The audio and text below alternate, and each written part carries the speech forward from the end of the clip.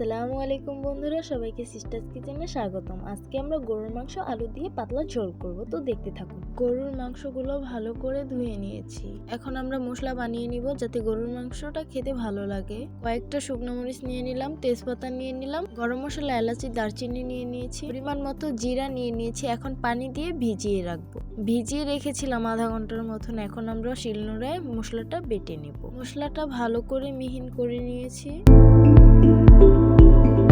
এখন আমরা গরুর মাংসটা ম্যারিনেট করে নিব। পরিমাণ মতো পেঁয়াজ মরিচ দিয়ে দিলাম, পরিমাণ মতো আদা রসুন বাটা দিয়ে দিব, শিলনোড়ায় বাটা মশলাটা দিয়ে দিব, স্বাদ মতো লবণ দিয়ে দিব, পরিমাণ মতো হলুদ মরিচ গুঁড়ো দিয়ে দিব।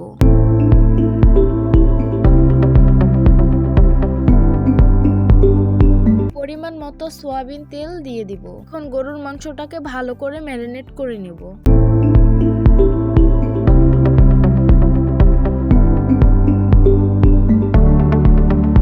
ম্যারিনেট করা হয়ে গেছে, সামান্য একটু পানি দিয়ে দিব। আলুগুলো কেটে নিয়েছি, চুলায় কড়াইটা বসিয়ে দিয়েছি। কড়াই গরম হয়ে গেছে, এখন পরিমাণ মতো সয়াবিন তেল দিয়ে দিব। আজকে আমরা গরুর মাংস ফোড়ন দিয়ে রান্না করব, তাই আস্ত কয়েকটা জিরে তেলে দিয়ে দিব। ম্যারিনেট করা মাংসগুলো এখন দিয়ে দিব। এখন মাংসগুলো ভালো করে কষিয়ে নেব।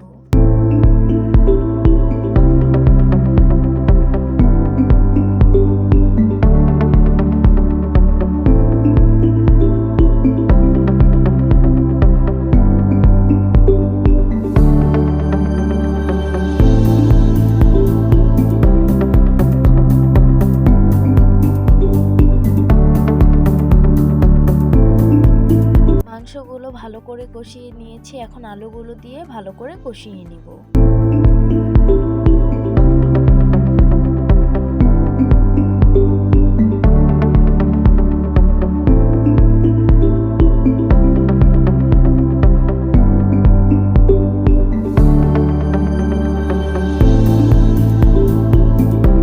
এখন কেটে রাখা টমেটোগুলো দিয়ে কষিয়ে নিব।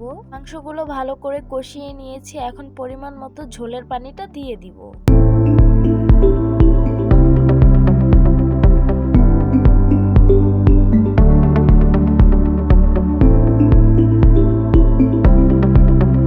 গরুর মাংসের ঝোলটা গাঢ় হয়ে গেছে। এখন পরিমাণ মতো শাক বাটা দিয়ে দিব।